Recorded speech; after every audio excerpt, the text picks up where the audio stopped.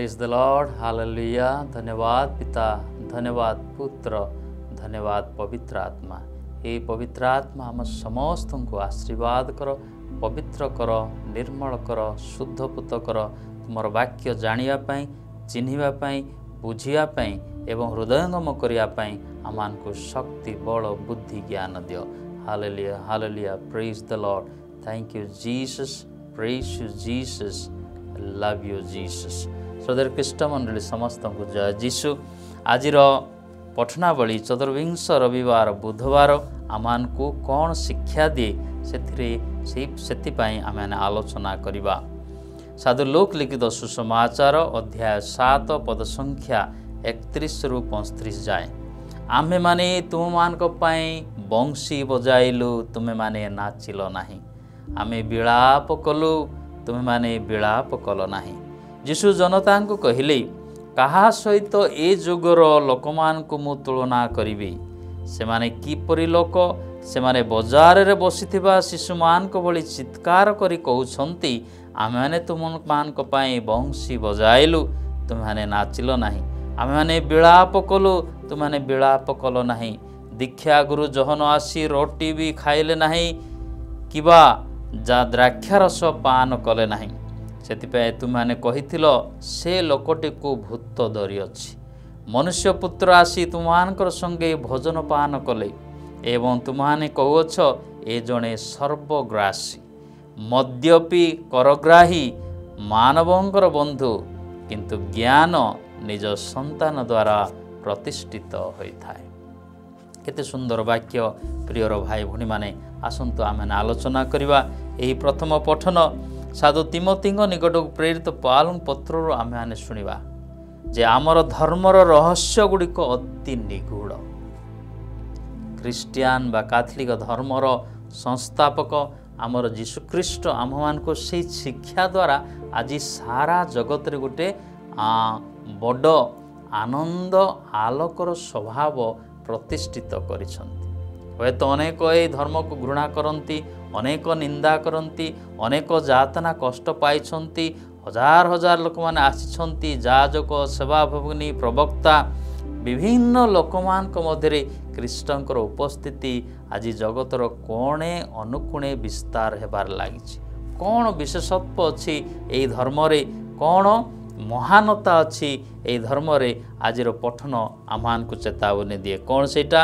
आम धर्मर रहस्य गुड़िक अति निगूढ़, वेरी वेरी डीप, एवं जो माने से गभीर रहस्य रे, निगूढ़ रहस्य रे पशिबे से माने ही जानिबे तार मूलमंत्र गूढ़ रहस्य। तेणु प्रियर भाई भणी माने तिमोथी को पावलों से पत्र से कहती जे ईश्वरंकर परिवार रूपक मंडली रे आमर व्यवहार केउपरि हेबा उचित, अर्थात सत्यर स्तंभ रे, सत्यर भित्तिभूमि रे आमर ही मंडली स्थापित। तेणु आम ईश्वर कहती तुम्हें जान सत्य एवं truth, no the truth, truth will set you free. तेणु the very foundation of our religion based on truth. तेणु प्रियर भाई बहन सत्य, निराट सत्य रे यही भित्तिभूमि, भित्ति स्वरूप ईश्वरंकर मंडली रे केउपरि जीवन यापन करवा, सबु क्षेत्र रे, सबु परिसर रे से सत्यता प्रतिपादन हेबारे लागि अछि। तेणु आम धर्म मंडल रहस्य गुड़िक अति निगूढ़, कारण ख्रीष्टंकर मर देहरे प्रकाशित है। किए भाविथिला थरे मला परे एही जगत रे, पृथ्वी रे गोटे बड़ आंदोलन ख्रीष्ट सृष्टि कले। जे मृत्यु को डरिले नाही एवं विभिन्न प्रकार कष्ट, दुख, जातना, रक्तपात को डरिले नाही, ताहाको नुआ नाम देले, रूपांतरित कले। तेणु आमानकर जीवन में जो दुख, कष्ट, अभाव, असुविधा, सत्य को अवलंबन करी जदि आमे चालू अच्छु, आसीबो विडंबना, आसीबो कष्ट, आसीबो, किंतु जीए सेतिरे निगूढ़ होई रहिबो, से जीए सेतिरे गभीर भाव रे बसीभूत होई रहिबो, आ से सत्यर जय निश्चय दिने ना दिने आमे माने उपलब्धि करिबा। तेणुकर तुमाने से स्वर्गीय दूत मानकर प्रति ସେଇ ଯେଉଁ ଆସ୍ଥା ଅଛି ତଦ ଅନୁସାରେ ଜୀବନଯାପନ କର। ସ୍ନେହ, ପ୍ରେମ, ଆନନ୍ଦ, ସତ୍ୟତା, ପବିତ୍ରତା, ନିର୍ମଳ, ନିଷ୍କଳ, ଅନିନ୍ଦନୀୟ, ଏଇଟା ହେଉଛି ସେଇ ସ୍ୱର୍ଗୀୟ ଦୂତମାନଙ୍କର ପରମ୍ପରା ବା ରୀତିନୀତି, ତାଙ୍କର ଜୀବନ। ତେଣୁ ଏହି ପୃଥିବୀରେ ଯଦି ଆମେମାନେ ସେଇ ଖ୍ରୀଷ୍ଟଙ୍କର ସନ୍ତାନ ସନ୍ତତି ହେଉଛୁ, ତାଙ୍କର ରକ୍ତ ଦ୍ୱାରା ଆମେମାନେ ଧୌତ ହୋଇଅଛୁ, ପ୍ରିୟର ଭାଇ ଭଉଣୀମାନେ, ତାଙ୍କରି ଆଦେଶ ଦ୍ୱାରା ଯଦି ଆମେ ଚାଲିବା, ନିଶ୍ଚିତ ଭାବରେ ଆମମାନଙ୍କର ଜୀବନର ଭିତ୍ତିଭୂମି ମଧ୍ୟ ସତ୍ୟତାରେ ତାହା ରୂପାନ୍ତରିତ ହେବ।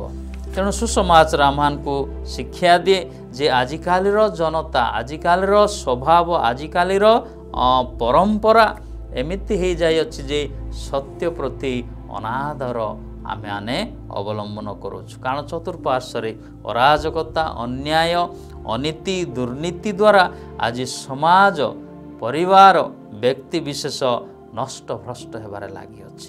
ତେଣୁ ଆମ ଈଶ୍ୱର କହନ୍ତି ସତ୍ୟରେ ବଶୀଭୂତ ହୁଅ, ପବିତ୍ରତାରେ ବଶୀଭୂତ ହୁଅ ଏବଂ ତୁମେମାନେ ସ୍ୱର୍ଗର ଅଧିକାରୀ ହେବ। ତୁମେମାନେ ସ୍ୱର୍ଗକୁ ବିଜୟ କରିବ ଏବଂ ଦୂତମାନେ, ସ୍ୱର୍ଗୀୟ ଦୂତମାନେ ଆସି ତୁମକୁ ସମ୍ଭାଷଣ ଦେବେ ଏବଂ ତୁମକୁ ସ୍ୱର୍ଗକୁ ନେବେ, ଯାହାରି ଫଳରେ କି ଏହି ମାନବ ଜାତି, ଏହି ସମାଜ, ଏହି ଯୁଗ ପରିବର୍ତ୍ତନ ହେବ। ତେଣୁ ପ୍ରିୟର ଭାଇ ଭଉଣୀମାନେ, ସେ ଈଶ୍ୱର ଆମମାନଙ୍କୁ ସେଇ ଚେତାବନୀ ଦିଅନ୍ତି। ଦୀକ୍ଷା ଗୁରୁ ଜହନ ଆସିଲେ ଏବଂ ଆମେ ତାହାଙ୍କୁ କହିଲୁ ସେ ଜଣେ ପାଗଳା ଗୁରୁ ଜହନ, ଦୀକ୍ଷା ଗୁରୁ ଜହନ ଆସି ରୋଟି ବି ଖାଇଲେ ନାହିଁ କିମ୍ବା ଦ୍ରାକ୍ଷାରସ ପାନ କଲେ ନାହିଁ, ସେଥିପାଇଁ ତୁମେମାନେ କ'ଣ କହିଲ? ସେ ଲୋକକୁ ଭୂତ ଧରିଅଛି। ମନୁଷ୍ୟ ପୁତ୍ର ଆସି ତୁମମାନଙ୍କର ସଙ୍ଗରେ ଏହି ଭୋଜନ ପାନ କଲେ ଏବଂ ଆମେ କହୁଅଛୁ ସର୍ବଗ୍ରାସୀ, ମଦ୍ୟପୀ, କରଘାଇ ଏବଂ ପାପୀମାନଙ୍କର ବନ୍ଧୁ। ତେଣୁ ସେଇଟା ହେଉଛି ଆମର ସ୍ୱଭାବ, କୁଚିନ୍ତା, କୁମନ୍ତ୍ରଣା, କୁପ୍ରଭାବ ଦ୍ୱାରା ଆଜି ପ୍ରିୟର ଭାଇ ଭଉଣୀମାନେ ସତ୍ୟ ଈଶ୍ୱରଙ୍କୁ ଆମେ ଚିହ୍ନିବାରେ ଅବହେଳା କରିଅଛୁ, ଯାହାରି ଫଳରେ ସତ୍ୟତା ଜାଣୁନାହୁଁ ଏବଂ ସତ୍ୟ ଆଜି ଆମମାନଙ୍କୁ ମାନେ ଫ୍ରିଡ଼ମ୍ ବା ସ୍ୱାଧୀନ କରୁନାହିଁ। ତେଣୁ ଆଜି ଆମର ଈଶ୍ୱର ଆମମାନଙ୍କୁ ଚେତାବନୀ ଦିଅନ୍ତି।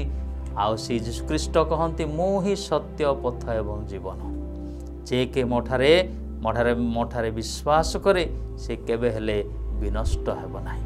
ତେଣୁ ସେହି ସତ୍ୟ ଈଶ୍ୱରଙ୍କୁ ଆମେ ଆରାଧନା କରୁଛୁ, ପ୍ରଶଂସା କରୁଛୁ, ପ୍ରାର୍ଥନା କରୁଅଛୁ, କିନ୍ତୁ କେତେ ପରିମାଣରେ ସତ୍ୟ ଦ୍ୱାରା ଆମେମାନେ ଅଳଙ୍କୃତ ହୋଇଅଛୁ। ସତ୍ୟତା ଆମର ମୁଖରେ, ଆମ ପରିବାରରେ, ଆମର ବ୍ୟବହାରରେ, ଆମର ଚାଲିଚଳନରେ କେତେ ପରିମାଣରେ ପ୍ରତିପାଦନ ହେଉଛି। ଆମେ ଉଚ୍ଚାରଣ ତ ଭଲ କରୁଛୁ ଈଶ୍ୱର ଈଶ୍ୱର ବୋଲି, କିନ୍ତୁ ଆମର ଆଚରଣରେ ତାହା କେତେ ପରିମାଣରେ ରୂପାନ୍ତରିତ ହେଉଛି। ଯଦି ତାହା ହେବ ନାହିଁ ପ୍ରିୟର ଭାଇ ଭଉଣୀମାନେ, ଆମେମାନେ ଜଣେ ଭଣ୍ଡବାଦୀ ପରି ସେଇ ଖ୍ରୀଷ୍ଟ ଦୀକ୍ଷା ଆଗରୁ ଆସିଲେ, ଯୀଶୁଖ୍ରୀଷ୍ଟ ଆସିଲେ, ଅନେକ ପ୍ରବକ୍ତାମାନେ ଆସିଲେ, ହେଲେ ସୁଦ୍ଧା ଆମେମାନେ କିଛି ହେଲେ ପ୍ରଭାବିତ ହୋଇପାରୁନାହୁଁ। ଆସନ୍ତୁ ସେଇଥିରେ ପ୍ରେମମୟ ଈଶ୍ୱର ଆମମାନଙ୍କୁ ଡାକୁଛନ୍ତି। ସର୍ବପ୍ରଥମେ ତାଙ୍କର ରାଜ୍ୟ ଏବଂ ଧାର୍ମିକତା ଅନ୍ୱେଷଣ କର, ସତ୍ୟ ଅନ୍ୱେଷଣ କର ଏବଂ ସତ୍ୟ ଆମ ସମସ୍ତଙ୍କୁ ମୁକ୍ତ କରିବ ଏବଂ ମୁକ୍ତି ଆଣିବ। ଈଶ୍ୱର ଆମ ସମସ୍ତଙ୍କୁ ଏହି ପୃଥିବୀକୁ, ଜଗତକୁ, ସମାଜକୁ, ଓଡ଼ିଶା ମାଟିକୁ, ଭାରତ ବର୍ଷକୁ ସେହି ସତ୍ୟତା ଦ୍ୱାରା ଅଭିଷିକ୍ତ କରନ୍ତୁ। ତେବେ ଯାଇ ପୃଥିବୀରେ, ଜଗତରେ, ଆମର ପରିବାରରେ, ମୋର ଜୀବନରେ ପରିତ୍ରାଣ ଏବଂ ମୁକ୍ତି ସୁନିଶ୍ଚିତ। ଈଶ୍ୱର ଆମ ସମସ୍ତଙ୍କୁ ଆଶୀର୍ବାଦ କରନ୍ତୁ। ଜୟ ଯୀଶୁ।